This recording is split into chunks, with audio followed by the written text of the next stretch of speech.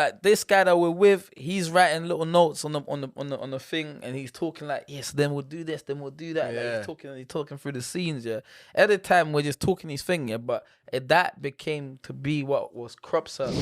And on my way back, randomly, I'm just at a train station and I just passed this guy a phone, and I've just done like Jim Jones skit. Can I get you just to record something for me? I need to get a message out real quick. You don't know, Big Jimmy Jones, fresh home, fresh out of Jailhouse, yeah? All the man that snitched on me, yeah? Man's coming for you, yeah? I know where you live, I know where your mum's house is, I'm coming through, yeah? Me and my brother here, what's your name, boss? John. Yeah, me and John are coming to your house, blood.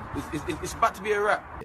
Okay. But really, if Jim Jones, where that stems from, like the deeper in means of where Jim Jones really stemmed from. To ask you on was essentially that where that video got big viral for the wrong reasons. Which was where was it the homeless guy and I've given him 5p on camera. Something you never had, you have to do something you never did. Yes, ladies and gentlemen, welcome back to another special episode with a special guest. I'm your host, Shamaki, from the Paper Trails podcast, also known as Inspyre UK, and I'm with a special guest here today. He goes by the name Rufaro. Also, he was known as Big Jimmy Jones from the Jailhouse. Also, big man at the life of a hustler. Yeah. Serious guy. And I really appreciate you coming on. No, thank you very much, man. Assalamu alaikum, bro. Thank you. Wow, Yeah. You've been saying, how's life been treating you so far? I see you've got the top on. Oh yeah, alhamdulillah. Stop saying. Man. This one's good. This is like I designed this last year. Yeah. And only like this year I've like kind of released it, but I don't even release my stuff like that. Just it's exclusive. Like Because I've seen even the cargos that you've got. Yeah, but even that they're also on the mailing list. Like I don't do like you can't actually purchase my things from anyone unless you're like somebody that had a genuine interest and you jumped on. But it's more so it's uniforms. Yeah, you know what I mean. Like I want to design uniforms for my people. Of course. Billboards and stuff. And you know what? It kind of has that limited. Kind of feel about it. You know what I mean? If you've got it, you've got it. If you don't, if you ain't got it. Do you know what I'm saying? Like we're not. It's not a thing where it's like, we need it to be on the shelves. Like we're not on the shelves. Like we're just if people's rocking with it, they're rocking with it. That's it. Absolutely. And I kind of want to give a little background as to who you are, get to know you a bit more. Yeah, sure. Kick off. Now, obviously, you used to do social media. Now, obviously, you've got your media company. Which I've been a part of. Yeah. Get into that later on. Yeah. But before you started that whole, little empire, I want to kind of know the origins of where it all kind of started in terms of creativity. For creativity? Like, was there any books that kind of inspired? Were you a reader when you were younger? A little bit. I think I was more so a person that went through through life experiences. See, I grew up with my grandparents. Like, you know what I'm saying? So I have to give a lot of credit to them mainly in it because like from the age of like 6 or 7 till by the age of 11, 12, I was under their under their care. So they were like my custodians. That's a minute to be. Yeah. So like I think a lot of wisdom and stuff came from them naturally because they're older people, innit? And then when it comes to creativity, I've always been a person that just likes like to think of an idea and then formulate it and bring it to life. Right? Even like when I was a kid, I used to do like little cutouts. Like I was speaking to someone from like I went to boarding school and I was speaking to somebody that I went to boarding school with, and he's like, bro, I used to make all kind of games. I used to make like these little flicky games. Like it was like I just a person that just had like a natural inclination. To making little creative things. And then that kind of just spiraled into like doing like school plays kind of thing, like at a young age, like like plays in school, and I like that kind of. You say you was like an outgoing guy, is it? But I think like maybe like not socially, but like just like theatrical more so in it. So I always find that interesting, like even my school thing. I would say I was pretty like an outgoing kid. Like sociable wise, I was primary school house captain. But when it came to the stage, and a little 6 play thing that you did, I was just not Or what's that, shyest anxiety or person- something? What would make You you? know, it's just kind of like, it's a weird thing I couldn't get out of. You know what I feel like, especially in the theater, Yeah. and when you're doing these performances, Yeah. you have to get out of yourself and into another character. Yeah, yeah, For yeah, me, I was way too self-aware yeah. and like conscious of myself that if I was doing something out of character, I couldn't get into my head of, oh, I'm just playing something else. I would just be like, Yeah. yo, this isn't what I do. Oh, how dumb do I look doing Yeah, this? yeah, yeah, yeah. Whereas yeah. the shyest person, I remember he got the main lead because he wanted to get out of character, wanted to try something else, be Yeah, yeah, a yeah, different yeah, person. I mean, I always find the psychological aspect of it just interesting, especially from a young kid, because you're like able to get out of a position of like being self-aware. Like if I did it and I saw my brother watching in a Yeah, in the audience, crowd, in the crowd. I'm yeah. thinking, oh snap, how bad do I look? Yeah, Costume yeah, and yeah. acting like I'm some sort of wizard, and but I'm not. You know what I mean? I think it's also like perception.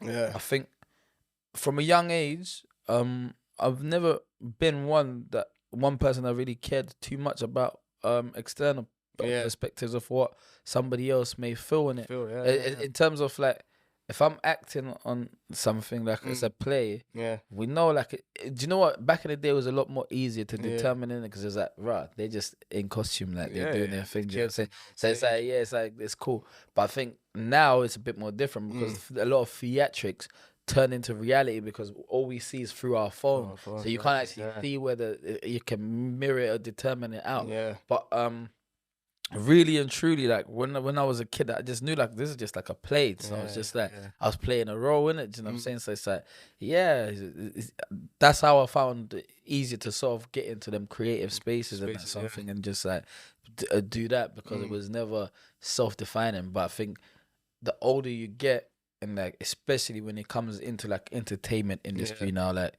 there's no differentiation between you being an entertainer and being like yourself. And yourself. You know what I'm saying? Unless it's like a blatant thing, like Roll Safe, you know, one of the best comedians that come out of the UK. Like you could tell like that's a character in it. You know what I'm saying? So if you was to see my man on the road, you might say Roll Safe, but you ain't gonna say like roll. You know what I'm saying? Like, do you know what I mean? But like, that's actually an interesting point. 'Cause Yeah. I remember the Breakfast Club yeah, had Michael Dapper on, yeah, and he came on as just himself. yeah. But then I remember Charlemagne was like, "Yo, why are you not being Big Shaq? Yeah. This is what we know you as." Yeah.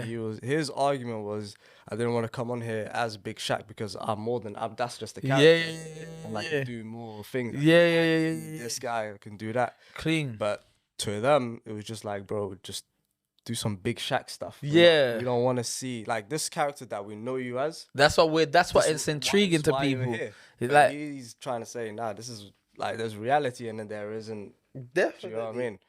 And because it is social media is that's where obviously he made it from. Yeah. YouTube and all this kind of stuff, which it doesn't have that same traditional media landscape in terms of like a musician can just do the maddest thing in the video, say the craziest stuff, but then people will just look at him differently from his real self. Like, do you know what? I beg to differ now, you know. I think like there's certain genres, I think that you can differentiate. Say like if you was doing classical music, people will be able to tell, like, you know what I'm saying, if you're hitting high pitches and doing all that theatrical, that's kind of like, yo, that's just, you're doing entertainment. But I think now the entertainment level has almost submerged with reality to the point where it's like, I don't even want to say it, but like if you take a certain genre that you have in like UK music, like if you the way people talk and the way they articulate themselves, and then the self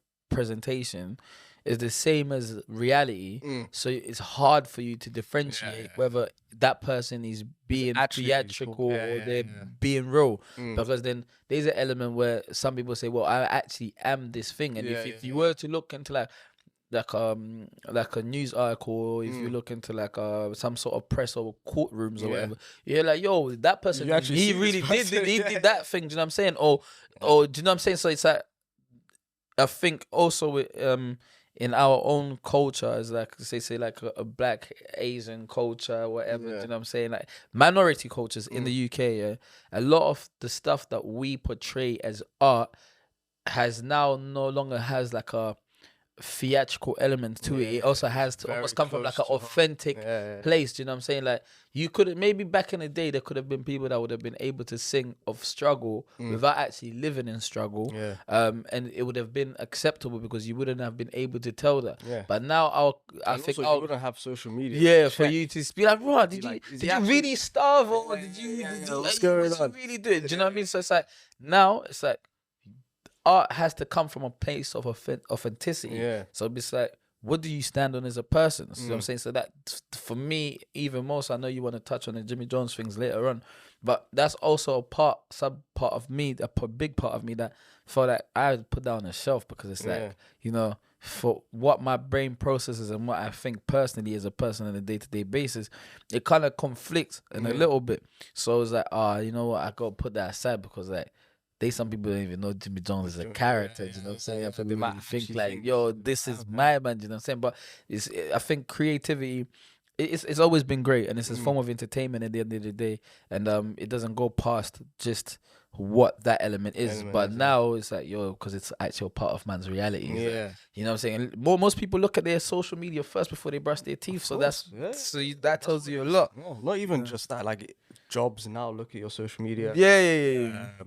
Everyone kind of like, it's like if you tell me about something, the first one I'm gonna do is just Google what if you got Insta for that one or like what's that going there? Like, you know what I'm saying? 100%. Of course. So how would you say someone could, just to touch up on that one, could differentiate themselves from a character so that people know, okay, cool, this isn't like, for example, there was this back in the day, like I used to bang out the Daily Show. And there was one guy on there called Stephen Colbert. Now, his part was this sort of, because you know in America it's a bit strange in terms of they only have either the left or the right. The Democrats or the Republicans. You know, if you're in between that, there's not really space for you to do your thing. So he was this kind of like satire, a right wing kind of guy, saying all sorts of craziness.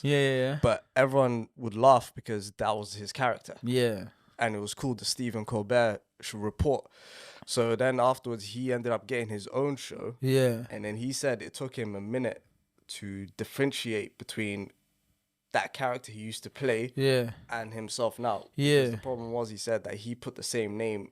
He used his name. It wasn't like a fake name to just be like, oh no, that's just that character. So then he had to do like hella like just normal stuff and then build up that. Oh, you use his real name as the character. Yeah, that's kind of mad though, isn't it? You know what I'm saying? That's different. But he managed to break out of that now. Okay. So people are just, oh yeah, the Colbert Report. But how long did it take him to do that though? I would say maybe about a year or so. Oh yeah. That's quick. That's quick. Because he had his own show to continue, and the show is daily in it, so there's a lot of content to wash out the thing. But he said, a lot of people thought that was him and that's how he fought, and he had to, you know, perpetuate that this is actually just the character and all this kind of stuff. But like, it's like now, so let's say Big Shaq, for example. It's like, okay, he does Big Shaq video. Everyone's like, Big Shaq. He's out here doing the Ballon d'Or ceremony, Big Shaq. Now it's like, okay, so what does he do now? Does he just make a normal Instagram video saying, yo, it's Michael Dapper, I just did a Big Shaq show? He's done it for such a long time period where he has like his name as Michael Dapper, then he's got the Big Shaq stuff. And then I believe before he had like the uncle thing that he did when he was driving the taxis as well. You know what I'm saying? So I think like he did that, but predominantly just carried, I think, the main base of his source of traffic. Would you say like the domain name? So like a website. Your at is like your domain name. So that was like Michael Dapper. So it's easier for you to be like, oh yeah. If you wanted to look at Big Shaq content, right? Like you're just thinking Big Shaq, but you can't type in at Big Shaq on Instagram. You go check it. You got Michael Dapper to get that. So it's like, oh yeah, that's the. You know what I'm saying? That's the stamp. That's a good way. You know what I'm saying? Because even if you look at how TikTok videos are branded, right, which is like the source of where it initially came from, it would be like that person's at, and then they'll have the person's videos on the name there, and then it will move here after like 5 seconds or so. But like that branding there is the like your domain name. If you was like a website, you know what I'm saying? So it's like if that cap there, it's like, bro, that cap's hard. Where do I get it from? So you'll be like, oh no, you have to get it from this www. this website. You know what I'm saying? So even if you had a hard piece, like there was like a nice piece that you got. But the main source, would be that domain. So it's that same sort of process. So I think maybe if your username, it's gonna be maybe like just your name. You know what I'm saying, or something like that, or your main profile, titling got to be your name.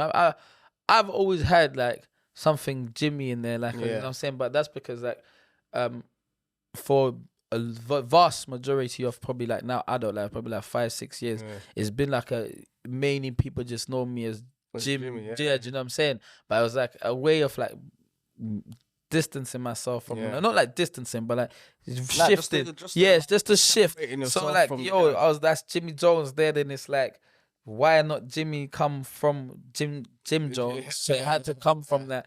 But it's like, do you know what? At the end, I just had to just embrace it, like iconic Jim Jones, because it's just like, well, that for me, that character was iconic for my time period, for my own journey and experience. You know what I'm saying? So it's easier for people to be like, yo, Jim Jones.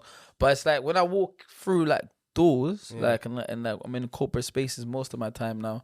When I'm in those sort of environments, people are like, "Right, do you know what? Your face looks familiar." You know what I'm saying? Like, but what? Like because like Rufaro and Jim, they're two separate sounding. You know what I'm saying? Like so, like yo. What's that like? Like, where do I know you from? Like, I think I've seen your face somewhere. And I'm like, it wouldn't be like Jim Jones from the Jailhouse. Like, yeah, that's it with the glove. Like, do you know what I'm saying? But then to them, they have identified that they remember the theatrics rather than like, yo, you're my man from the. Do you know what I'm saying? Nah, of course, wherever was, if I carried my name in the business space and could have used like some alias name, it would like still use like Jim Jones or whatever. It would be easy for them to just identify me as like, do you know what I'm saying? But a lot of great people have done that, like Sacha Baron Coben, you know what I'm saying? He's the Ali G, Borat, Bruno. Do you know what I'm saying? So different things, but you always go back to Sacha, do you know what I'm saying? So it's like that's how it is. No, 100%. And obviously you touched up on Big Jimmy Jones, and it's a good little segue to get in from, I say, your younger stuff. You always said you was into creativity and the theatrics and theater and all that kind of stuff. So how, in your adulthood, how did it formulate all of that into starting to create content for the internet? Or did you always kind of have like a mind to do that? I'll be real. It's a good question. I like to go back in stories, you know what I'm saying? And then if I can tell parts of the story, or if I can tell a cohesive story, then you can be able to determine for yourself like where the actual formula, you know what I'm saying? Because what I can say to you, be like, oh yeah, I did this, but like that could just be short ending you. So if I was to give you like the the real breakdown, the proper would be like formative, you know.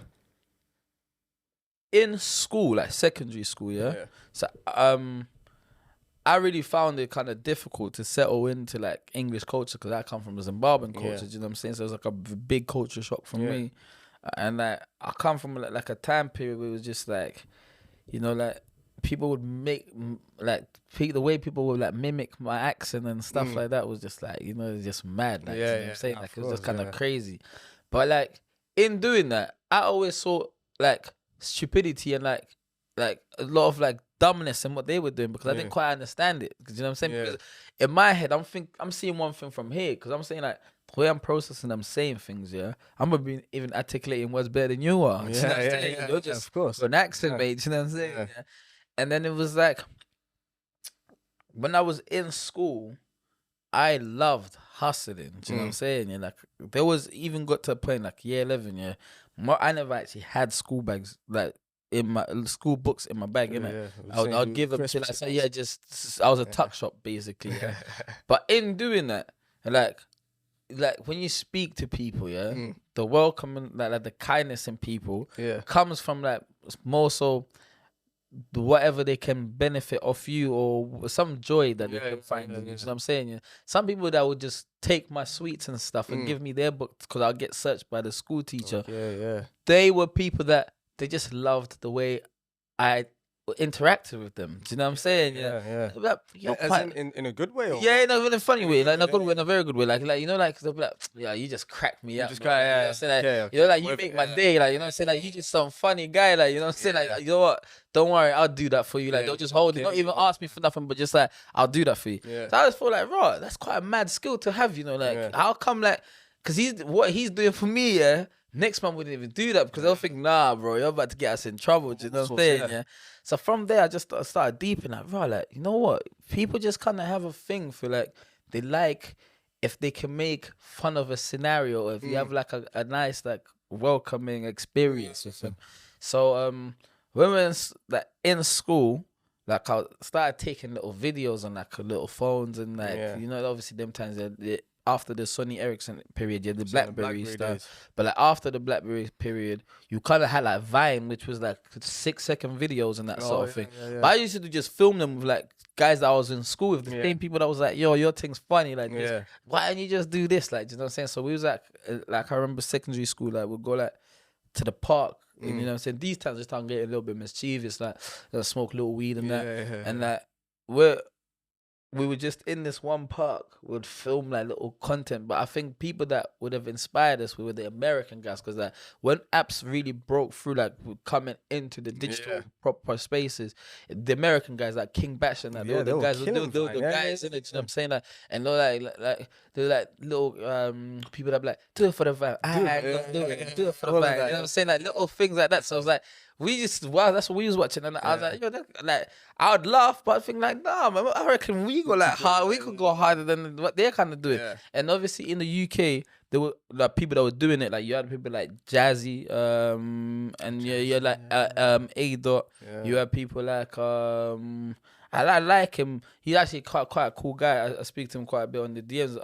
Vuj, he's a cool guy. I like Vuj. There was a couple guys but they were doing like YouTube content. You know what I'm saying, like the barbershop stuff. And I just used to crack me up. You know what I'm saying? I just thought, yo, this is funny, innit? These men are just like, they just, you know what I'm saying? And then like we would just like, I had people that I went to school with, right? So I had this one guy. I've never really gave him credit, but I should give him credit because like when I think of it, we used to catch bus together. This guy's name's Rasego, He was funny. To me, I actually think Rasego was funnier than me. I'll be real with you. Like, he was just a funny guy. But the reason is because he actually indulged into like British culture way before me. So he might have come like maybe primary. I come like early secondary. So it's like the way he was talking, he's talking like we're back home. Like, but like the way he's also from Zim, or? I'm from Zim, but he's from Botswana. Do you know what I'm saying? But like these people, but like obviously I'm from Reading, so like, but I'm from like suburban Reading. You know what I'm saying? So you're talking like Wokingham ways, like they ain't even going Reading, like outskirts. So it's like in those areas, it's like a predominantly just white middle class areas, isn't it? You know what I'm saying? So it's like when we're there, it's like the way man are talking. It's like, bro, this guy, the way he's saying things, he's actually taking a mic, but nobody's actually dipping, like no one's hearing it, like what he's saying. So like when we're making contact with my man, I really got his humor because I was like, yo, this guy's funny. If I'm like, he's like, man, not deep in it, but he's going off. So we was making vines, they were throwing it online and whatnot, and like we did a couple of skits, but he'd always be like, you take the role, like, do you know what I'm saying? Like, yo, you do this and I'll do that. Like, but he would always mask it like it's his thing. Because I don't know, maybe he had that thing of perception as well. Like, oh, I don't want people to think like I'm really rock riding with that. But I'd rather you do it. So because they always were giving me the light to go do the thing, I'll end up just my thing is growing a bit more, innit? But they didn't have like in them to want to do that content anyway. Then like when we left like secondary, and we've gone like that period where like you're going into you've gone through sixth form and we're going to uni. When we get to uni, like I had to get a job because obviously like student finance wasn't covering all the bases, you know what I'm saying? But it was like, okay, cool. So what job am I gonna get? But I couldn't get no like retail or anything like that. The first job that I got after school was that I was what was I doing? we were knocking doors. We knocked doors for Safe Style. Do you know Safe Style?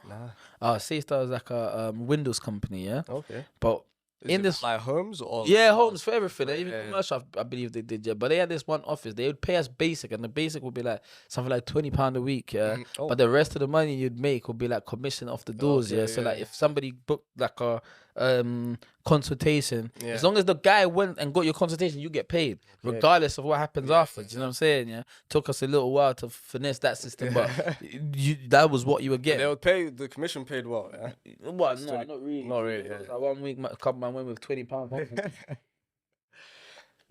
But yeah, like, so when we were doing these jobs, we was interacting with so many people. Yeah. Like, you knock on the door, majority of people, 95%, 98% are saying no in it. Yeah. Maybe the 1% is like, yeah, but they're not really feeling it. Yeah. So when you're there, you'd meet so many different characters. Yeah. It's like so many of them, bro. Different Do you know what I'm saying? Like, people, it's bare different guys, yeah. Then like, I stopped that job and went into like almost like a similar job. It was literally the same, but just somewhere else. Yeah. It was on the street, and we stop people, and we were selling them charity packages, like yours, donate to this place, £5 a month, XYZ. But when we're doing that, I was working with like people that were like, once you're there, you start to like deep human interactions so much more. Like them people there, they're sick. The reason that you even get to stop here, he's done something that's made you stop. Not like because bare people just cut and through. You know what I'm saying? Yeah. But they've got everybody's got their little Something in them. formula that he stops a certain type of people. Yeah. So we're doing that, and like when I was there, I was catching content. You know what I'm saying? Yeah, like we'll just capture content, fling it up. All on Vine at this point? No, Vine had gone. So Yeah. this time's probably like Snapchat. Snapchat, And like we're talking like 2014, 15 times. Yeah. And like I met this group of like twin brothers, yeah. They live in Waterloo. And I used to go check them. They had this one basement that they used to chill in, yeah. So we're chilling in this basement.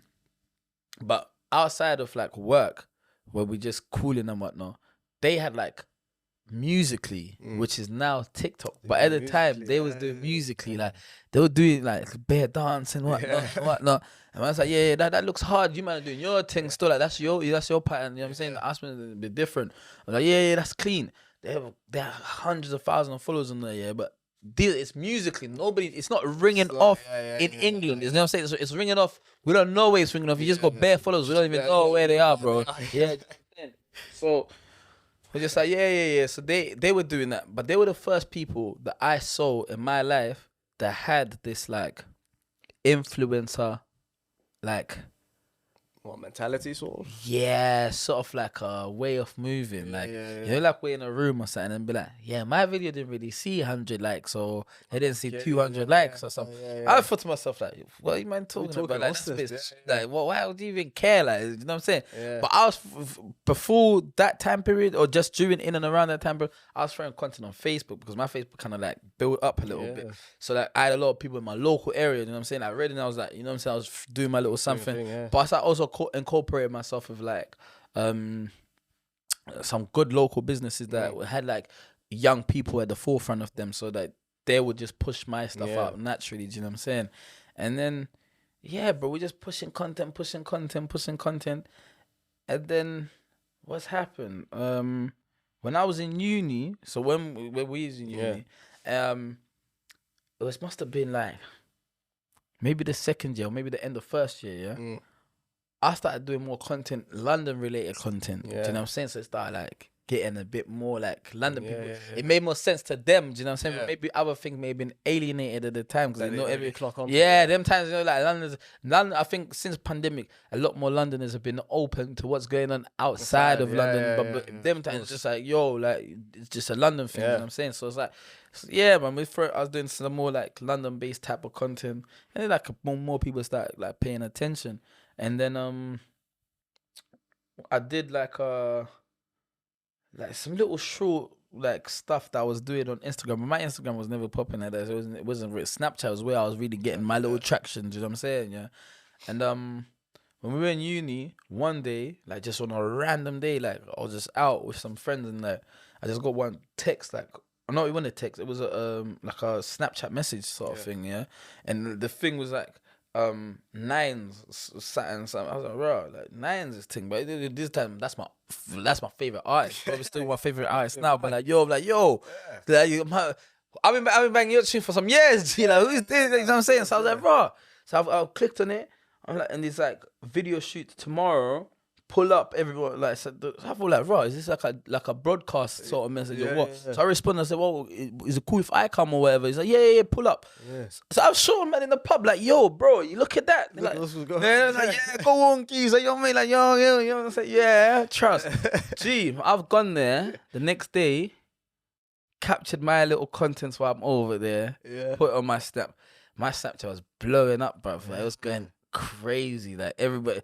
Gee, I'm talking like, the juice was juice, G. You know what I'm saying? Juicy. Yeah, good parents for good mums. You know what I'm saying? I was moving to things like, I was over them sides. You know what I'm saying? Like, obviously, I don't know. I was only there for like a couple hours, but see, nobody knows, innit? You know what I'm saying? Social media. But so like, that's that happened, and like years.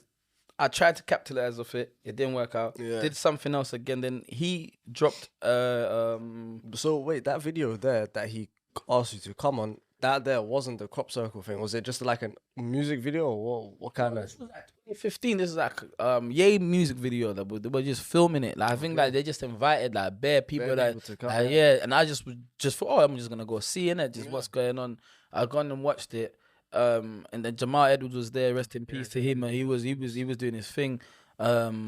Who else did I see there? I'm not even too sure. I saw quite a few people, but obviously mainly people that from that section that I just that were in doing the music video. Well. Yeah, I was like, oh, okay, cool, like, you know what I'm saying? Just when I was like, yo, let me get a cap. I bought a cap, and then that was it. It wasn't really anything off it. It was just like I just went and just saw this thing and just left. You know what I'm saying? Went back about my business, and then like he had a show. Yeah, so he had a show, like his first show, like he was meant to do in London. Yeah, them times I was somewhere in London. I'm walking through, running down the road. I just bump into this man. I'm like, yo, boss, Nines, he said he's gonna have a show. Yeah. So this man just looked at me like, what? And like what you two? Yeah. But it was like a short, like 10-second video. I had a funny reaction to it. I just was busting up to it. So I'm gonna post on my social media. So I put on my Instagram. Yeah. And like I tagged him, and then he's taken a video and slapped it on his Instagram. Like, bro, whoever this bro is, he's funny. Do you get? Yeah. And somebody's like, no, he's actually met you. You know, like this bird. You know what I'm saying? Like, yeah. So it's clicking. Yeah. So he's like, okay.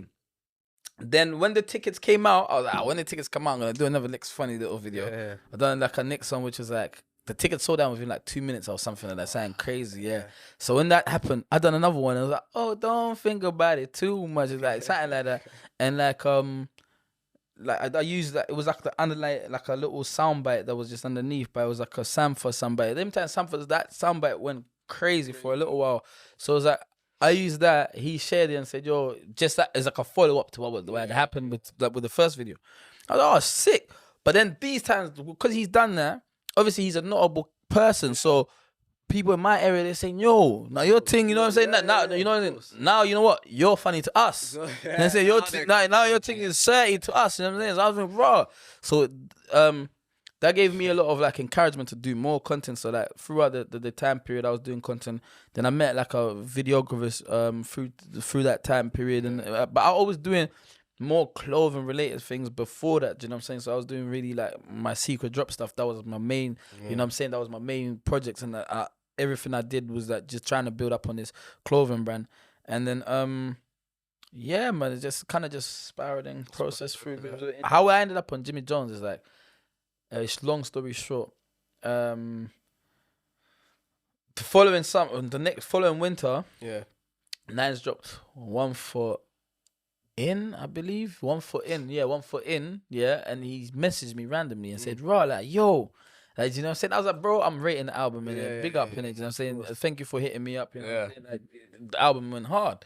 And he was like, yeah, man, I just remember you from making that video for me, like, last year. I was like, oh, bro, do you want me to make a next one? I'll make a next one. You know what I'm saying? So I just hit up my boy Keista. I was with Keista.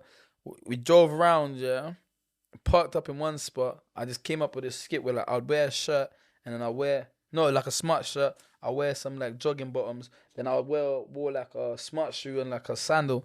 And I was just like it's 1 foot in, 1 foot out, literally. Do you get it? So I was like, that's what I was saying. And yeah, so I was just like, I done that. And then Nine shared it again. But this time, this was the only post that he shared for like 5-6 days. So that video was like, it stayed there for a minute.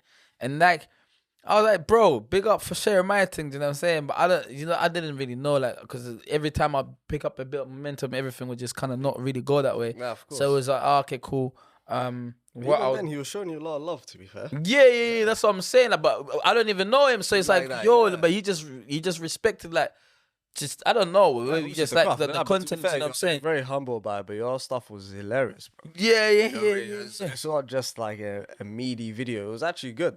Yeah, well, no, but what I mean is, like, obviously there's so many other people. No, yeah, that's like doing their thing. Like, I'm not even got a name for nothing at the time or nothing. So it's like, raw, like, it just, for me, it was like, raw, like, man, he just read, like, yeah, do you know what I'm saying?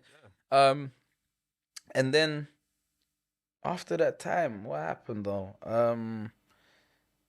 I think I went into a summer where I was just I had my clothing coming out, and like I started doing festivals. Like I got invited to do like festivals for my clothing. So really my thing is that I was doing this video stuff just on the sides while I'm doing this is my main stuff. Do you know what I'm saying? So it's like, and like I was like, bro, I got my clothing. Do you mind if you take a photo with it? So he's like, yeah, no, let's. You know what? I'll come down to the block and I'll take a photo. So I went with one videographer. Yeah, this guy he saw me off that video. He said, Joe, I'll work with you. Do you know what I'm saying? So it was, he was looking to build. I'm looking to build. It makes sense. So it's like he's coming. Filming like content with man, we're doing pranks. These times we're doing pranks like Edgeware Road, like, you know what I'm saying, in and around, like all over the gaff. We're just going bare people. We're doing like parking attendant pranks where you go like little higher visit, you're going to man saying, "Bro, I'm slapping you with a ticket." And he's like, no, I'll move the car, you know, like little things like that. But on that day, Nine said, Jay, come. I'll take a photo with your stuff and everything's cool. You know what I'm saying? So I said, oh, cool. We'll go down. We went there. He's taking a photo with the jumper now. I said, oh, love my bro. You know what?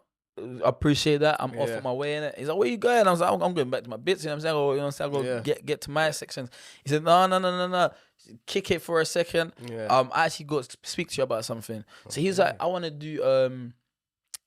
get you in a film. Yeah. So I was like, he's like, me and you do a film. I was like, yeah, sick.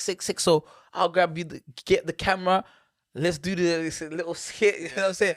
He's like, nah. You're not really thinking the way I'm thinking. Like, I'm thinking like actual films. You know what I'm saying? So I was like, because I haven't seen these things. Like I had, you know, like I don't know whether there's a process or whatever happened. Goes, I don't actually know, innit? Do you know what I'm saying? Obviously, he's somebody that he's been making music for at that time. I don't know, maybe like, I don't know how many years he making music at that time, but he's making music. I'm a person that's just, you know, like I'm at uni, I'm doing my little clothing, and I sometimes do content. So he's saying, no, like an actual production type of thing. Yeah, I was like, oh, sick. Like, how does that go then? He's like, oh, we gotta write the thing. The script. Oh, okay. So that this guy that we're with, he's writing little notes on the thing, and he's talking like, yes, then we'll do this, then we'll do that. Yeah. Like he's talking through the scenes. Yeah. At the time, we're just talking his thing. Yeah, but that became to be what was Crop Circle, like the first one. So I didn't know, innit? So I just thought, we wrote this thing, and like.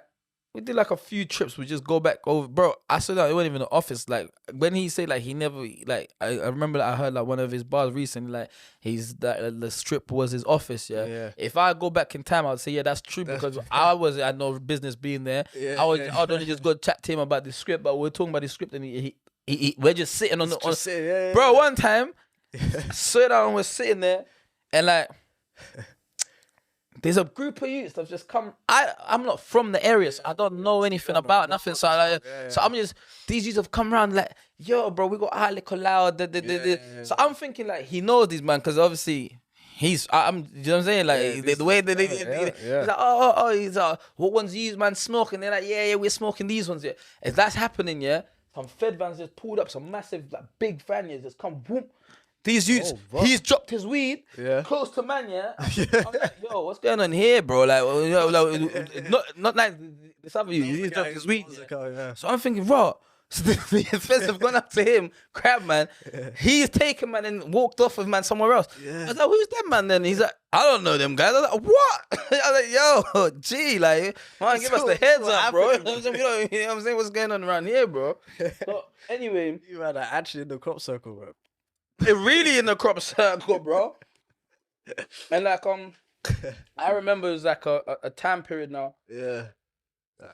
Actually, When I went back to do like the stuff that I was doing, so like my clothing stuff, and when I was doing that, like it was a good summer, man. It was a very good summer, and unfortunately, it didn't end the way I wanted it to happen because I did so many festivals that summer, man. I did like Nas, Kendall Calling, Wilderness, Reading, Boardmasters, all these like mad festivals, but like I didn't really have like the right support system around me. Like, you know, like it's always good to have like people that share the same vision, people that want you to win as much as you want them to win. You know what I'm saying? If you have some people that are just one way traffic, they're never gonna do nothing that's gonna add anything of value to what you're doing. So I had like kind of people that were just around for the joyride, but didn't really have like any real interest in what I had to do. And I have a friend now.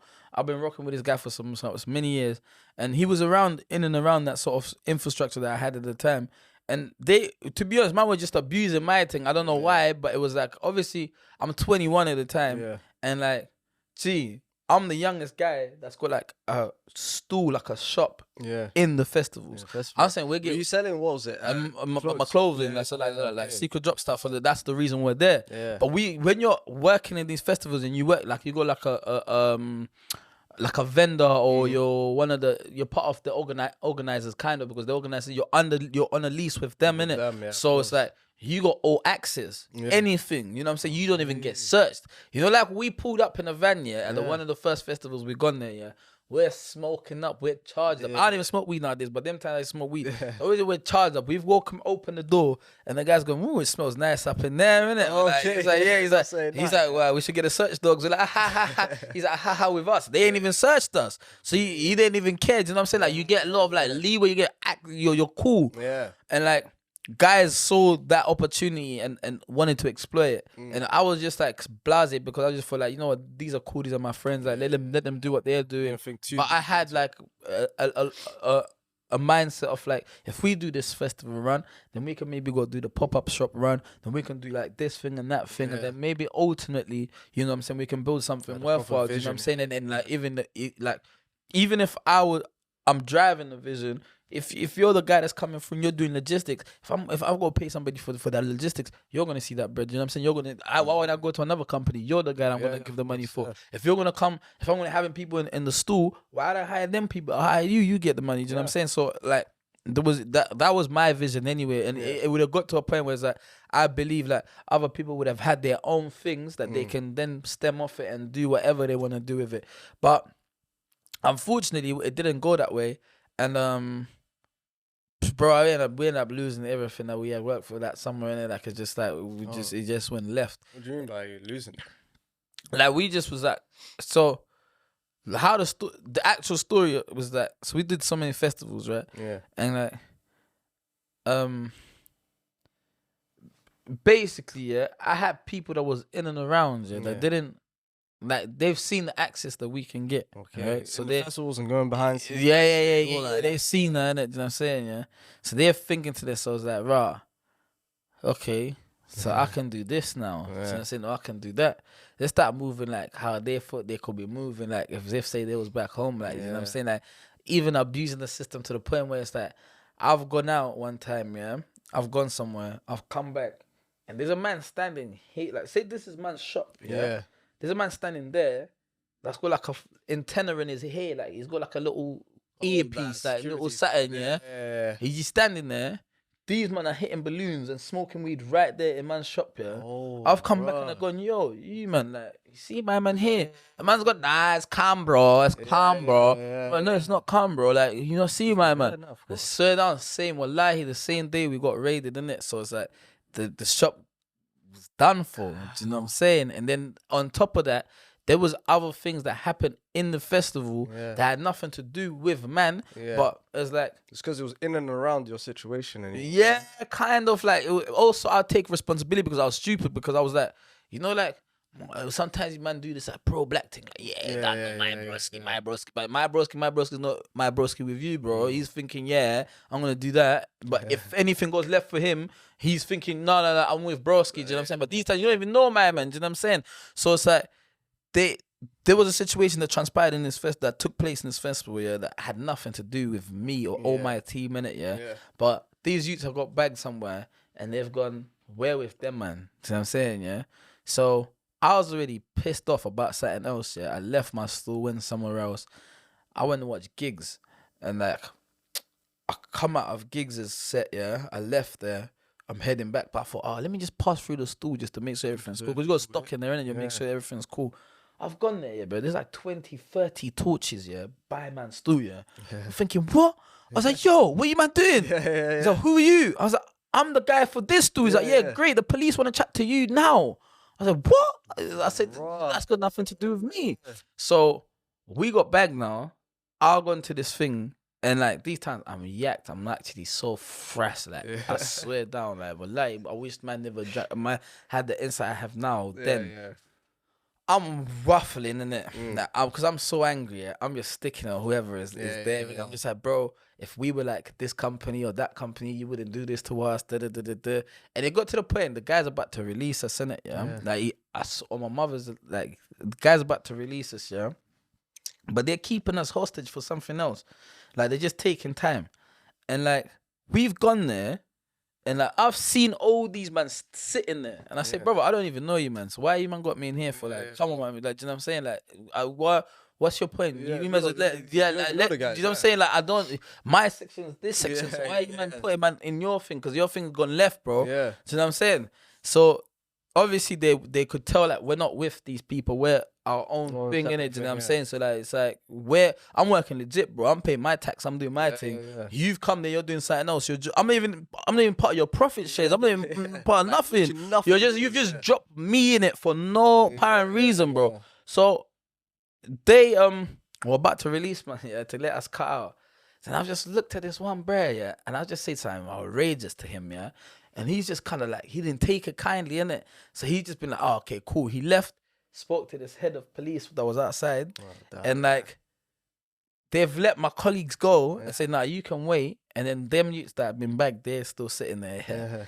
And then they were like, actually, you're coming first, innit? So I was like, oh, where am I going? And then they just slapped me into this police car, But as I'm going to this car, gee, this woman's carried 2 bags, like 2 backpacks full of canisters and put them into the car with me. I said, there's got nothing to do with me. She's like, shut up. Just put, I swear down, bro. Oh, wow. I've gone to this Fed station, and like when we're sitting in there, I'm thinking to myself, what is going on? Like, what I don't understand. What's life like? Well, brother. I've woke up, gone into this interview room, and they're saying like there's over 1,000 canisters in there, innit? I'll be real, innit? And I was like, brother, come on, be realistic. That has got nothing to do with man, innit? That wasn't even, you didn't even find that on man's stool. Or where, I don't know where you even got these or whoever it was. Then, bro, them times just with believe in legal aid, you should never do that, but we had legal aid. And like, it was just terrible. And the woman said to me, like, bro, like, your company is named Secret Drops. Like, does that mean like? Oh. I was like, no, it has nothing to do with that. Like, that's literally not gonna no correlation to it. And it was just, that was so terrible.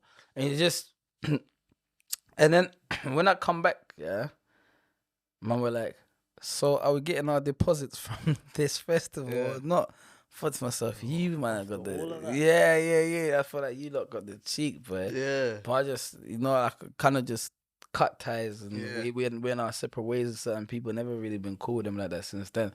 And sometimes it is, man. Certain situations like that, they open your eyes to, if things go left, that's truly when you the real problems. When everything's going plain sailing, bro, everybody's loving it. Everyone's loving it. So when it goes left, you know what I mean? And on top of that, if you have, especially if you're trying to go legit, the corporate, all this kind of stuff, you can't be having people around you that don't have that. They don't have that. They don't have that. So it's just like pull you down. You know what I mean? Yeah, but in that time period when all this was going on, I never even heard from like Nines or his anything label like or that, anything. Like no, I didn't hear anything. So I just thought, yeah, we're just going by our day. And like these times, I was going Leeds festival, and I randomly just got a message like, "Yo," I was like, "Yo, we said." He's like, "Oh, meeting tomorrow at 10 p.m. or 10 a.m. Sorry." I said, "Brother, I can't even do that. I'm going to Leeds festival." He's like, "No, no, no. This one's with the, you know what I'm saying? These are the, we need to be in this one. Still bring all the scripts, whatnot." That videographer that was writing little things on the script, the guy's just vanished, bro. We don't even know where he's going. Well, not we don't know where he's going, but something like he worked with me for a little while, yeah. But then he went around, done his own thing. You know what I'm saying? Like, and then like he was now saying to me like, "Oh yeah, like what kind of credit do I get for this? And what kind? I don't even know what kind of credit." About the guy that was with you before that jumped on your thing. That was like, "You let me help you make." Yeah. So I got like on my shirt, opportunist, imperialist, capitalist. You know what I'm saying? I've been living this life. You know, I know what it is. So yeah. So it was like so that happened, and then he was just like, "Yo, I'm not just giving you man these scripts sort of thing. Like I need to be there for this meeting or something." I'm thinking to myself, bro, like we just need to get through this. Like this is the next little hurdle that man's got to get through. And like I remember, I didn't even have. Like, I had no money to my names. I couldn't even string up the transport. Like literally, I could have took a fine on it, basically, in it. Got to King's Cross, and bro, by the luck, it was just them times. It must have been in it because got there. The barriers is open.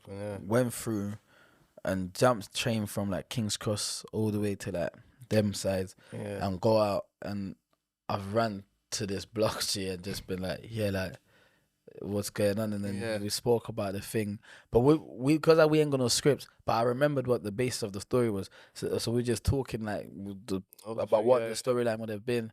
Then when we started third year of uni, I remember like I did like went back there just to finish off like patting off some writing sessions and whatnot, and then that happened. Then it was like did some rehearsals, and then we've left rehearsals, But at these times, like my Snapchat was doing all right, and then we got to like the end of 2017, and like it was like December. I was like, "Yo, we're filming the thing." You know what I'm saying? Like we were filming this film, and yo, that's when it really like hit me, like, bro, this thing is actually happening. You know what I'm saying? So we filmed the crop circle basically. And like when we're filming it, there was so many people that came through, like, you know, like Jailhouse. You had like Steve the Madman. There were bare people that was there. But when people were there, these people are established. So I was asking like, bro, like, yo, like, not Jailhouse. I wasn't asking him because I only see him like he maybe like a 5-minute, 10-minute encounter. He's doing his thing and he's cutting. But other people I would ask because they would be in the set room, innit? So I'm like, oh, bro, like, so what would you say? Because obviously this film's gonna come out, and like, I'm playing like a good role. So what would you say to capitalize on further all of the stuff push my agendas and like be like, you know what I'm saying? It's like, how can I get the momentum? And like, you know, people just give you vague answers. No one's gonna tell you the recipe to success. You know what I'm saying? I like Chink's Drugs. You got one song that I think it's called "How to Get Rich." You know what I'm saying? And one of the lyrics in there is like, ain't nobody gonna tell you how to get rich. Do you know what I'm saying? Like you want a step-by-step book, but they're not gonna. Nobody's gonna give you the step. But nobody's gonna tell you how to get rich. But like nobody's gonna tell you that, and that's actually facts, because it's like when that year was coming to an end, I just came to myself, to my senses, like, bro, I'm coming at the end of uni. I don't know if I'm suited for the desk job, and I think I want to pursue like a entertainment career.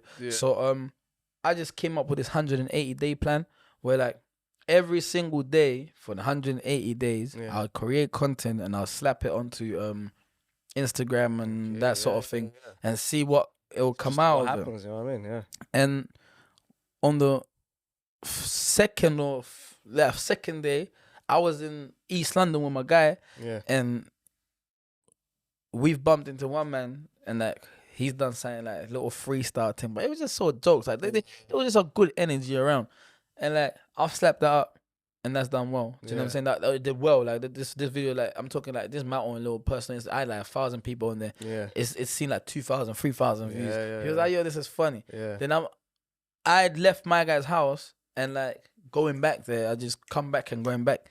And on my way back, randomly, I'm just at a train station and I just passed this guy a phone and I've just done like Jim Jones skit. Okay. But really, if Jim Jones, where that stems from, like the deeper in means of where Jim Jones really stemmed from.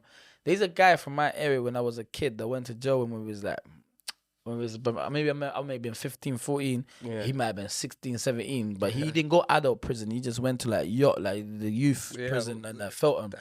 And he's juvenile prison. And he's just only gone. He's come out now, and like there was a channel called Red JSD, which was like a Reading channel them times. It was run by Ox Media, who actually went on to do like Blue Story. He went on to do quite a big thing, very big things. But this person, he was like, in this video, he's wearing glasses, he's wearing like a tracksuit, and he's like, yeah, that no, obviously I just come out of jail. You know how it going down. Like he's actually talking like jail was the place to be. Like he was like, he's like swaggy with it. I'm thinking, raw, like, but in my head I'm thinking, yo, like, wow, how's a man actually like upholding this jail thing? So when I did this. His name is actually Jim. Like this guy's first name's Jim. Yeah. But like when I've gone to the station, I've been like, you don't know.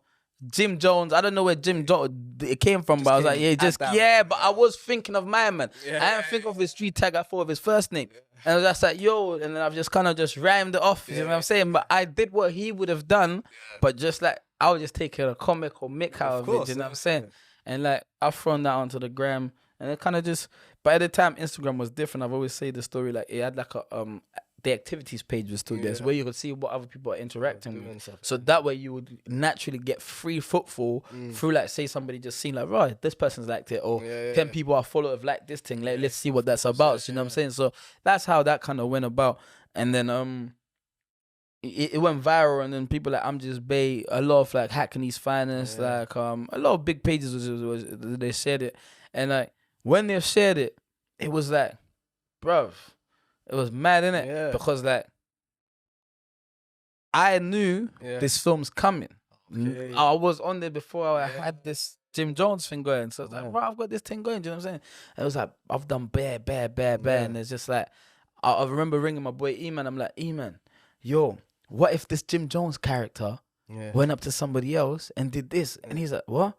And I'm like, no, what about if he did this and he did that? He's like, bro, do that. I've gone like, bro, these skits never really take me more than 5 minutes to do, bro. It was just like, but that experience of me approaching man and giving them a camera, I was already doing that. From where I told you I worked, where I was working on the street, innit? You know what I'm saying? So I was stopping man on the street. Yeah, that was the same encounter that I was just having with man. But this time I was just giving them a phone and getting them to do what I was. I remember seeing that and I was like, yo. I knew you. Yo, this is, and then obviously the video was hilarious. Big Jimmy Jones with the Jailhouse. I think it also made it funny because obviously you see a lot of different remakes of it kind of now. But it was like the first time, and then I think one of them where you was telling him, and then we're gonna like go boot up the door.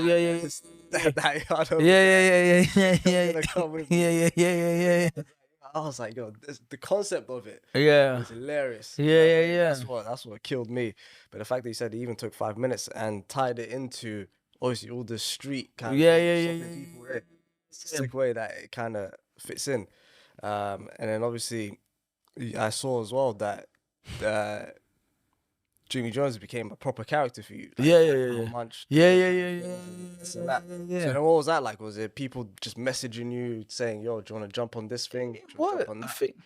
I think like, you know, when you get to a point, like anybody that gets out there, I think especially with internet traffic nowadays, as long as you got something, you're notable, and people they want you for something. If you're on flames, you're on flames. You know what I'm saying? Everybody, you know, that year I had a Nike advert. I featured in the Nike advert. You know what I'm saying? But it was for me, I think like my angle is never really. I've never been a street guy. You know what I'm saying? Like, I never want to be like street politics or anything like that, or want to be the poster boy of hood, like, or that. And it never really. That's never really my thing. You know what I'm saying? No. So it's like a lot of things that I was involved in. This is where we get to that, what we were talking about at the beginning when I was saying about the perception. You see, I, as a person now, I'm a Reva, a Muslim, alhamdulillah, I can't complain, innit? Do you know what I'm saying? It's a beautiful thing. But you see, what media allows you to push, is like, who is Jim Jones? Okay, let's just talk about Jim Jones. Forget me. Let's just talk about, if I wasn't here and we were talking about Jim Jones. Jim Jones is a black man that come out of jail. He comes straight from the jail. And his social interactions with people, even though they're funny to us, are actual interactions inciting more crime. You know what I'm saying? And you can, I went 10 times viral over anything I've ever done doing that. Do you know what I'm saying? Yeah. And it was very easy for me to be the poster boy for people that's doing that. Do you know what I'm saying? So it's like, I had a lot of people, even to this day, and it's all love. Every time I see man, like, yo, my boy and Joe was saying your thing, you know, like my boy's on the phone ringing you. Do you know what I'm saying? But you gotta remember the encounter that he's having, the experience he's saying to me he's having. He's having experience with a loved one that's locked up behind bar. He can't even go from here and go to the shop and have a drink or do nothing. Do you know what I'm saying? So for me, deep down, like I never been like just that. I told you, making videos was just a secondary thing to me. It was never my primary thing. My primary thing, I think I'm one of more, if we're talking business savvy, I'm probably one of the better guys in a business sense, in any sense. Look at any businesses that I've ever done. But you will never hear of that. But if you was to go say like Jim Jones, like, it's easy for you to be like, raw, you bought my man from jail. Do you know what I'm saying? But it's like, you know, everything that's associated with it. Do you know what I'm saying? So it's like, it's not a person that you would think like he's intellectual or anything like that, or has any or anything of that sense. So when we're pushing that, and it's so easy, like it's like, nah, come do this for us, and we'll go like that. I went award shows. I did like a lot of things. Like do you know what I'm saying? Nike was even happy to have me as an image of like, yo, we got Jim Jones there, but that's a character that's going jail. How about getting me when in pushing one of the best innovative technologies that's pushed into marketing? Do you know what I'm saying? Never heard nothing from them. Oh, like, so I felt like at the time that to one side, best. 100%. So it's like, if you're in a position where you can be the puppet, you always push. It's simple, because it's like, you ain't doing nothing that we can really we can say, oh, he's got a mind of his own, he's a critical thinker. They want that. At the same time, is it also in terms of like, let's say, leveraging that, let's say milking it until it's not able to be milked anymore. Do you know what I mean? Can do, I think, but doing that, is that worse, or is it better to kind of do it like where you did it, of like eventually going, okay, Jimmy Jones was a character, now I'm putting that on the shelf and I'm going to continue back to what I'm actually on. But sometimes, I don't know, maybe like, because obviously, like I said, I'll say Michael Dapper, I keep bringing it back because it's sort of similar, but because of like the reach that he kind of got from it. In terms of like, let's say going to the Ballon d'Or award kind of thing. I kind of see now what you mean in terms of they just used him for that and then pushed him aside. It's like, okay, do your Big Shaq thing. He does his Big Shaq thing, you know, quack, all of this kind of thing here in front of Modric and whatnot. It's funny. Then after that, she just moved aside. So it comes with that negative aspect. As well. It's like where Modric isn't going to look after this and go, who's this guy? Let me check him out. Because you ain't said anything. Like, the value isn't really there. It's just kind of this act. I think like, historically, as black people have been showmen, sportsmen, you know what I'm saying? Like, really historically, like, what we stand on is far deeper than that. Do you know what I'm saying? We're very soulful people. Do you know what I'm saying? We've had great people that have come before us, very great intellects, people that have made very big social changes. You can, even if you want to talk about the Nelson Mandelas, the Malcolm X's, the Martin Luthers, you know what I'm saying? Marcus Garveys. These are people that they even like the founding fathers of all nations that broke out and gave independence to their countries. If you talk about people like Patrice Lumumba, even pre a dictator. Robert Mugabe was a renowned speaker. You meet up with the Queen. So it's like where you have these things within society, and when you look at the positions of where you have a thinker, you don't really tend to have a black person in those roles. And I'm not even speaking this as an activist or anything. I'm just speaking from a general perspective. If you look at any company, let's talk about, if you think record labels, for instance, right? I work with a lot of record label executives, and I work with many of them. I think they're doing great business over there. We've done nice business with them in our company, but you never really meet much people of color when you're in those positions. Like you go like, oh wow, like yo, I remember I was speaking, like to somebody I've known since we were in school. We're just catching up. I'm like, oh, I haven't seen you in a while. What are you doing now? They're like, oh, I'm working at this record label and I'm managing this artist. I said, right, you're quite a renowned, like everybody know this artist. I was like, right, you're working with them? He's like, yeah. And I was pitching them. I was telling them about the billboards and stuff. And they were like, yeah, sick.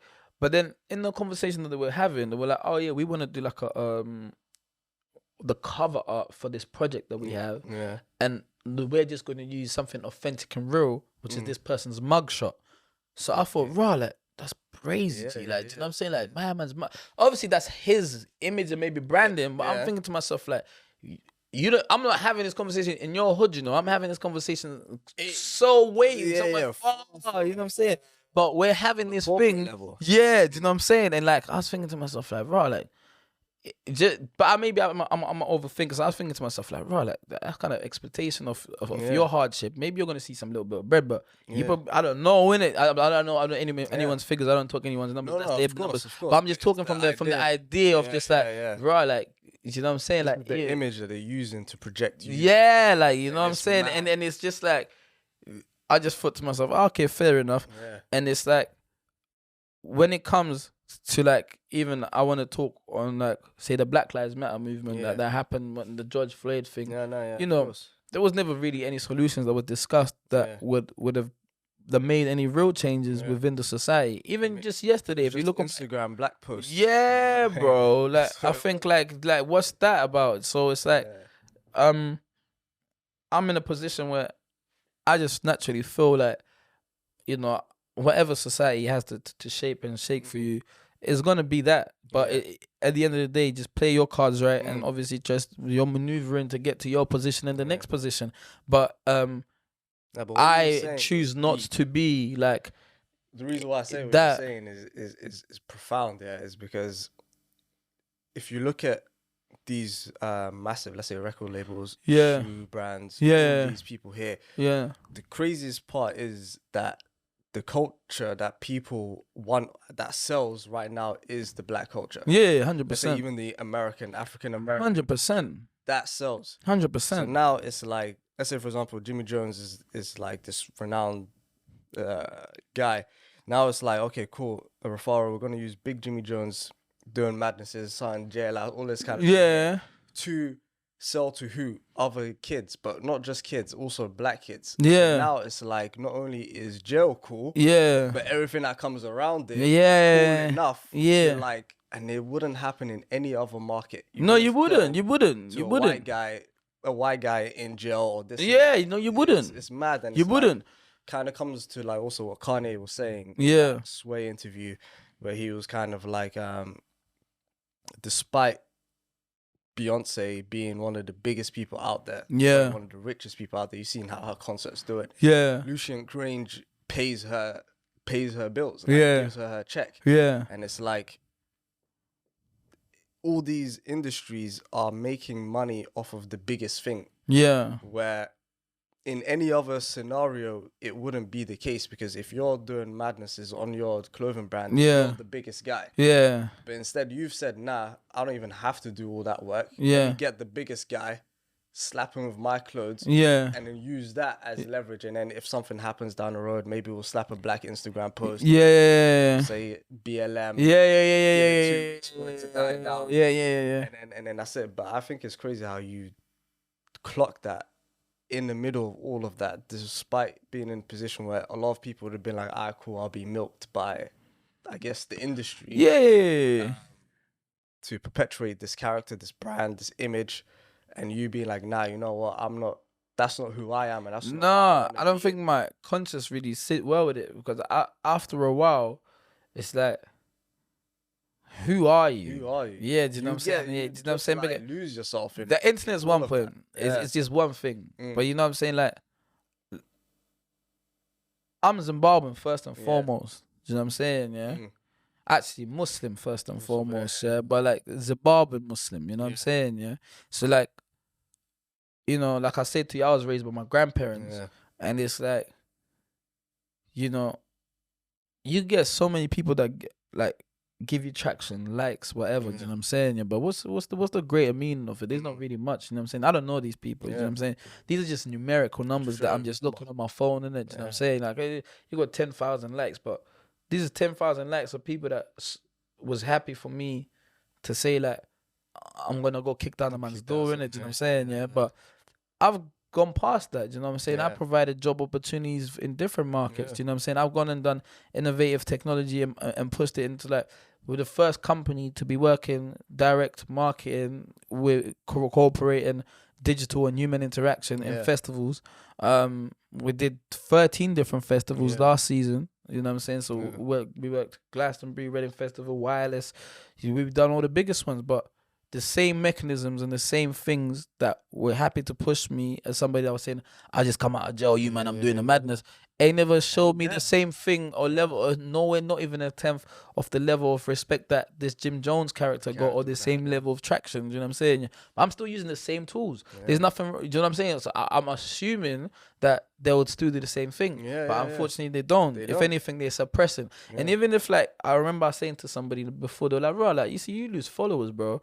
I said, I don't really care for the followers, because it's like, at the end of the day, for me, I care to see if I can feed and provide, innit? You know what I'm saying? Like, provide for my family, you know what I'm saying? That's my main thing. And it's like, carrying yourself as a Muslim correct as well is one of the main attributes of being, you know what I'm saying? You're like, I think like, obviously it's hypocritical, because it's like, I still make music, but I try not to make like mad music, you know what I'm saying? It's still haram anyway. I was just leave it at some stage.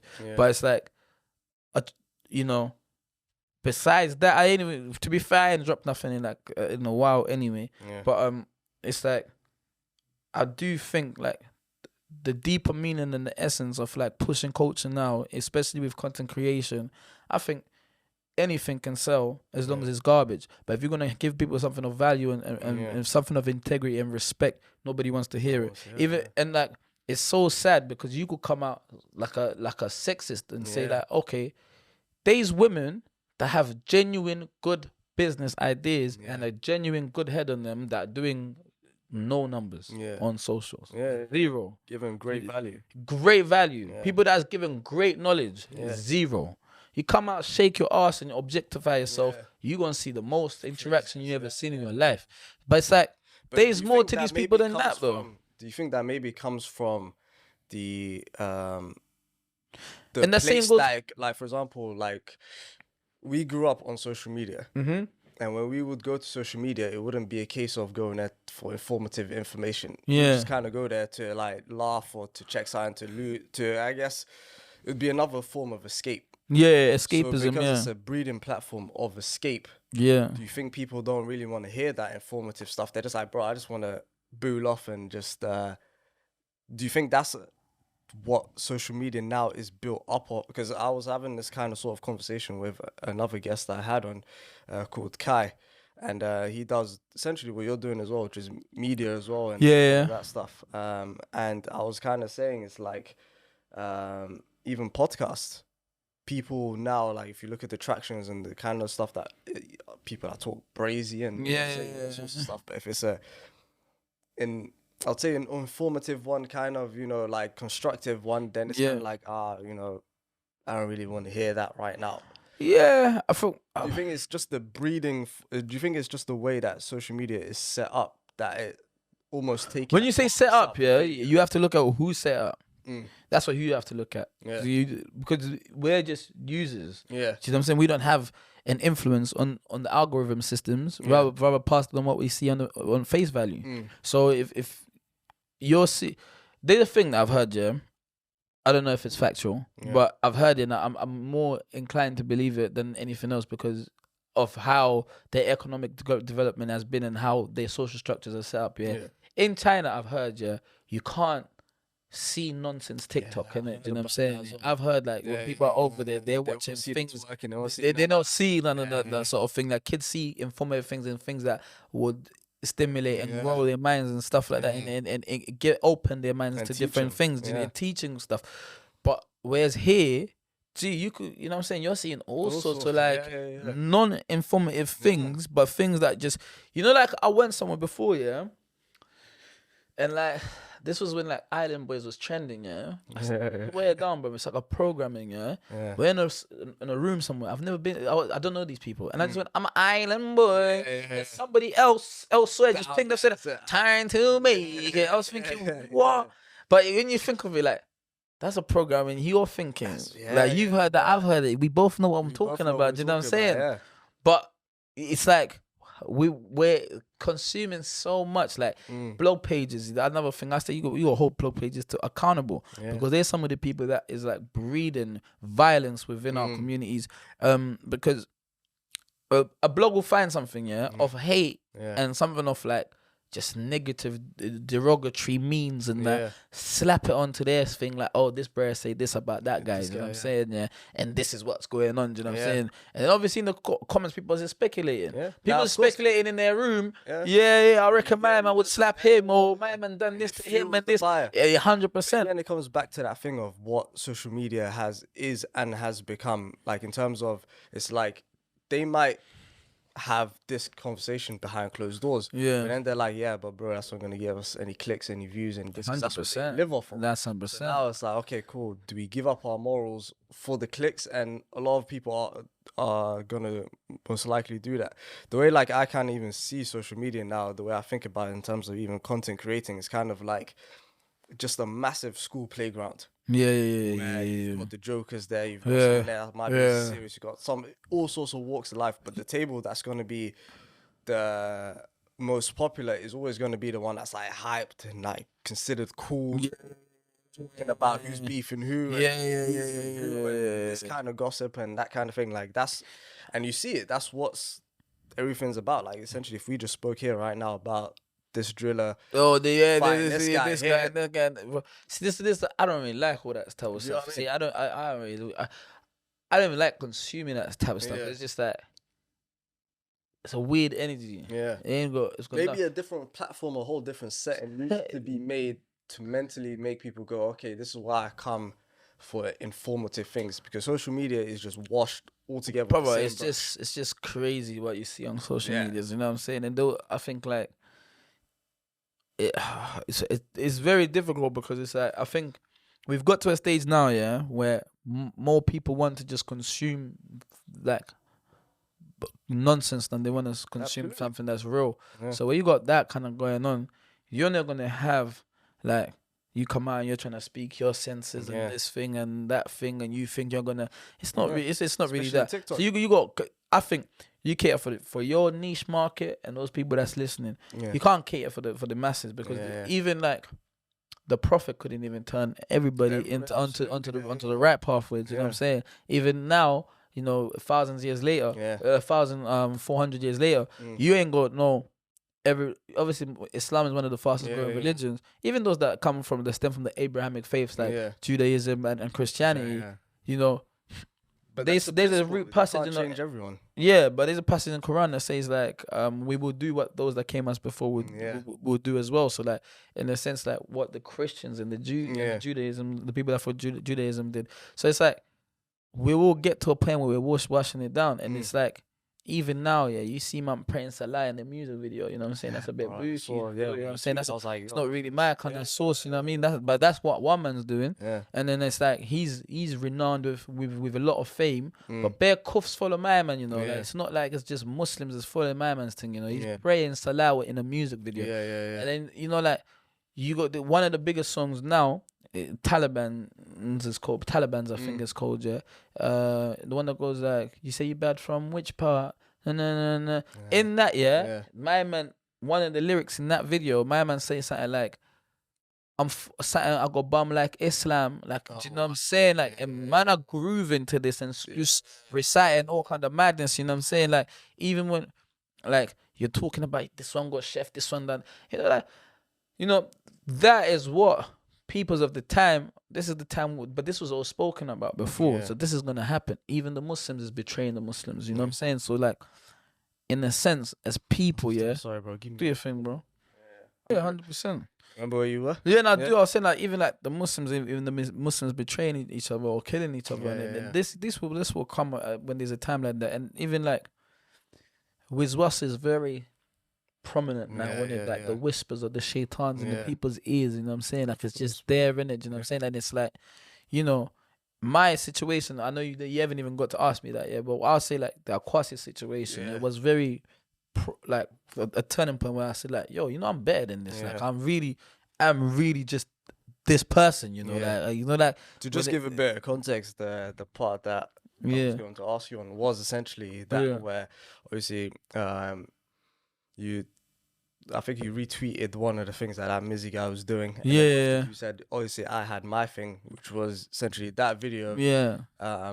Which kind of got big viral for the wrong reasons. Which was where was it the homeless guy and he said, I've given him 5p on camera. Genuinely, wallahi, I only had 5p on me in cash. That's all I had in it. Had a man say could have gone into the shop and cut inside, and we could definitely 100%. But in hindsight, it's like, what was I even chasing then? You know what I'm saying? Like, what was man even doing for man to even slap that up the way? But if you got to trace back to the point of like you're doing these Jim Jones stuff, you know what I'm saying? You're doing the, you know what I'm saying? Like you're doing all things for all kind of traction, validation for people I don't even know. And it's like, I think I got to a stage where it's just like, you know what, bro? Like, I wasn't even happy doing content like that. Do you know what I'm saying? Like, I really like business. Business is my thing, I don't care what we're talking. As we're talking some little bill coin and we're talking contracts.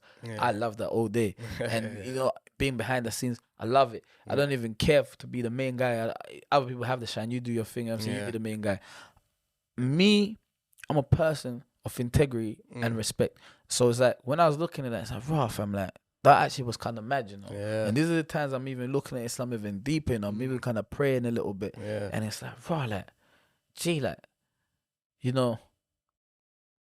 what would all this be at the end? There's many people that's come here, comedians, musicians, influencer this, influencer that. But what is you influencing? You know what I'm saying? You ain't even got the right morals and ethics yourself. I'm talking to myself here. So it's that I had to get to a place here where it's realizing that, gee, like, at the point I'm kind of like agnostic, but kind of looking at Islam. And it's like, rah, do you know what? The truth be told, nobody really cares, So you can't pay your bills at the end of the month, them likes don't mean nothing.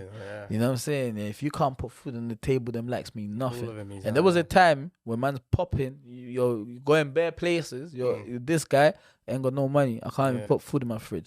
And it's like, that don't mean nothing. You're better off just doing it. They call it Tesco's and getting your bread in. Do you know what I'm saying? And then there's those other little things, like little politics that happen within the industry. But I don't really care for that. That's their business. What I did care for was like my own personal well-being and my own things. You know what I'm saying? And also you gotta be mindful as to what you attach your name to. You attach your name to bare madnesses. You don't even know what that kind of madness can come with that. You know what I'm saying? So the thing like, ooh, I kind of, you know what I'm saying? Like, J. Cole has a lyric where he says like, the good thing is you came a long way. The bad news is you went the wrong way. And I really felt like that's what I was doing. You know what I'm saying? So I just was like, I just stopped now, and this is my little kind of cut off from everything. And I just stopped and I just focused on the business. And you branded to life of a hustler. Life of a hustler is that's what it's at. Well, to help Yeah. That's the one. Even went to the Business Excel thing. To just kind of also round this sort of up, it's a media company as well. Marketing and advertising media company. And of course the Billboard man. The Billboard man I've never seen before. Which is a sensational idea. How did you even come about with that? Because lockdown happened and nobody would give us any more running contracts because their businesses went working and nobody was making any money then. We were looking to get billboards on the side of the road, but you gotta find yourself the land space first, so where you can find the wall, and then obviously there has to be in a place where there's a high traffic. And in the UK, the honchos, the big peoples to talk to is global. They're the guys, so they've been doing this for years. So essentially they probably would have had that contract. Already been looking at that. You're not gonna beat them even if you're bidding for a tender with them. Of course, So and then after that, if you were to find a position where you can get yourself a space, you have to then go to the council and get yourself planning permission for that thing. This process can take you like 10 to 15 grand, you know what I'm saying, just to kind of get it rolling. And but I didn't have that kind of bread then. And I just thought, you know what, that's not me.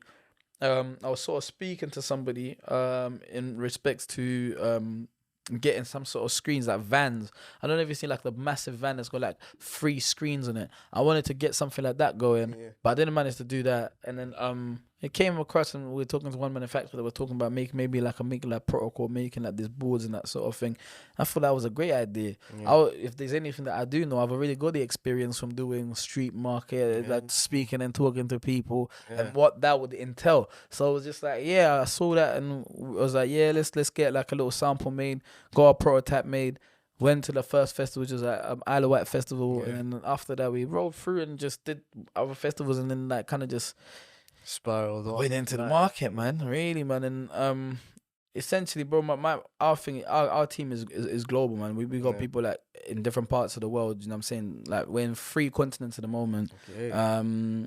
We got teams of technicians, admins, designers, videographers. Obviously, the general people that just have an insight on marketing and in general. People that study this at uni. So we're growing in our team, and it's like, man, that's really what we're doing. But no, of course, that's what we're on. I came through one time, and it was a serious. How was that for you? That was amazing. Exhibition. To see it at the level that I did, obviously at the Excel.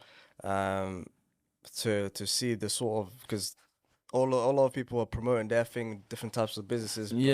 Our one was very different. In terms of the interactions that we got, it just sparked convos and attention towards it. Which is obviously what the billboards are meant to do. That's exactly what they're meant to do. Literally, the main key thing for a billboard to do is to garner attention, and that's what it was doing throughout the whole thing. Because they were like, what's this thing you're walking? They're walking, talking billboards. Right, so they come close and they're like, trying to being a part of that, and obviously seeing you in a position of, doing your business savvy works, connecting with people.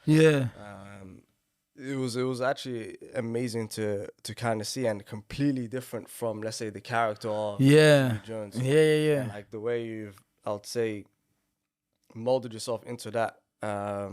And I had gone through those experiences, and you had to go through all of that to get to the wisdom. Yeah, definitely, 100%. To propel all of that and everything you've learned from the festivals, the guys doing all the madnesses. Now having to conduct yourself, how to act, having the right people in. It's great as well. I appreciate you, man. Photographers to even, Meme and bro, sensational stuff. Yeah, man, we're looking to grow. I think it's time to like try. Well, I say it's time. You ain't gonna change everybody. You know what I'm saying? Even if I went out tomorrow, nobody. It's stuff for the love, but you know what I mean. But I mean, like, what I mean is legacy in itself is like is far deeper than just like what meets the eye. And even a lot more people speak on legacy outside of like the loud minority. There's a lot of people that will see what you're doing and have a lot of respect, and you might shape somebody else's. I've met people that are in entertainment industry in like events and stuff, and be like, "Raw, gee, you went from making me laugh to educating us, And I think to myself, you know what? He's saying that to me in private. He never say that out loud. How many other people like you that think the same thing? So that's what it is. It's all about what you'll be known for. Is That's what it's about. And I think, as a Muslim, if I can die with Imam, I'm happy. If I can, fulfill myself, do you know what I'm saying? If I can fulfill my obligations as a Muslim, do you know what I'm saying? I'm not married yet, but inshallah, if I can get to a point where if I can get married, I'll be happy to do that. Do you know what I'm saying? I want to settle down.